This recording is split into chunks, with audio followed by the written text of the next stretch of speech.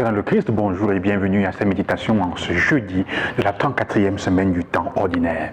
Désobéir à la peur ou l'art de savoir lâcher pour accueillir. C'est ce que je pense que la parole de Dieu aujourd'hui, où Jésus continue à nous accompagner vers la fin, avec des paroles, disons, eschatologiques et parfois difficiles à comprendre. Il annonce des catastrophes. Il dit le temple sera détruit. Quelque chose va se passer. Tout ce que vous voyez maintenant de beau sera détruit inexorablement. Et en effet, 6 années après, comme je disais déjà hier, le temple va être détruit complètement.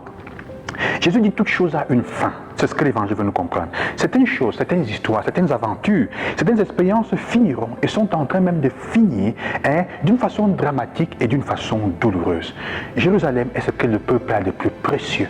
Il dit ce que vous avez de plus précieux dans les relations, dans votre travail, dans ce que vous avez construit, à un moment va finir. Il y a des choses en ce moment dans votre vie, à la fin d'année, qui sont en train de s'effriter. Alors Jésus n'est pas en train d'annoncer une mauvaise nouvelle simplement comme un oiseau de mauvaise augure, mais il donne une parole d'encouragement.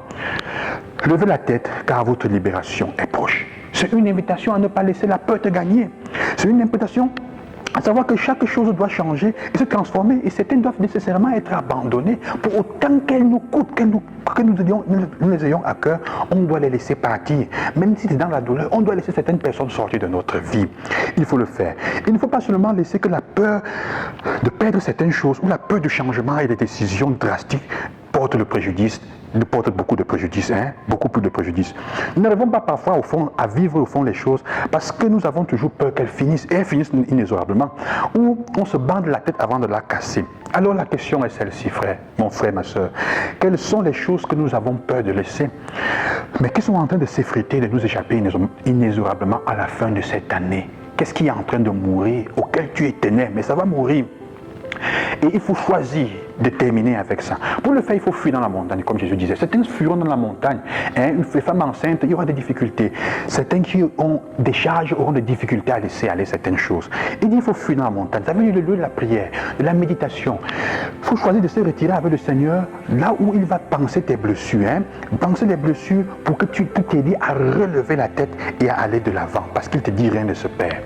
Jésus fait comprendre cela pourquoi? Parce qu'il fallait que la communauté des premiers chrétiens se détache du temple et de tous ses sacrifices comme c'était pour s'attacher à lui, pour accueillir le nouveau temple qu'il était. Il y a des choses, comme je disais, qu'il faut savoir lâcher, partir, pour accueillir la nouveauté qui arrive. Qu'est-ce que tu dois lâcher en cette année? Parce que le Seigneur a préparé quelque chose pour toi. Il est en train d'entrer dans ta vie avec des éléments de libération pour toi. Il veut entrer, mais il faut que tu laisses aller certaines choses. Pour être libéré, il faut parfois laisser aller certaines choses auxquelles on tient. Ça nous libère pour que nous accueillions le nouveau qui vient. Il y a des personnes que tu dois accepter qu'elles abandonnent ta vie. Il y a des relations qui doivent mourir. Des jobs que tu dois abandonner. Et que tu as construit, où tu as travaillé pendant longtemps. Il faut laisser cette société-là, mon frère et ma soeur, parce que c'est en train de te tirer vers le bas. Il faut accepter que ça meurt. Parce que désormais, ce sont de grandes chaleurs de nostalgie. Il faut comprendre, apprendre à recommencer. Et souvent, c'est la vie elle-même qui t'oblige à faire cela. Mais pour recommencer, il faut lâcher le vieux. Il faut lâcher le vieux. Il vient dans ta vie, le Seigneur. Il entre avec toute sa gloire, avec tout son honneur, avec toutes les belles choses qu'il peut t'apporter. Qu'est-ce que tu dois lâcher en cette année? C'est un peu comme l'histoire du singe et de l'orange. Un singe trouve une orange dans une cruche, il envoie la main pour la prendre. Au moment de ressortir, la main est bloquée parce qu'il a l'orange. Il a deux possibilités. Ou il laisse l'orange et il est sauvé, ou il ne peut pas casser la cruche et il va être capturé. Il est piégé. Parfois notre vie est comme ça, il y a des choses dans notre vie qui nous piègent. Ou tu as la force de casser la cruche pour partir avec l'orange si c'est précieux, ou alors il faut sauver ta vie parce qu'elle est plus précieuse pour aller de l'avant et avancer. Que le Seigneur vous accompagne et qu'il vous aide à ne pas être comme le singe qui est piégé par l'orange et à te demander qu'est-ce que je dois laisser partir pour être sauvé et trouver du temps pour une bonne méditation et une bonne retraite. Bonne journée, que le Seigneur vous accompagne et qu'il vous bénisse.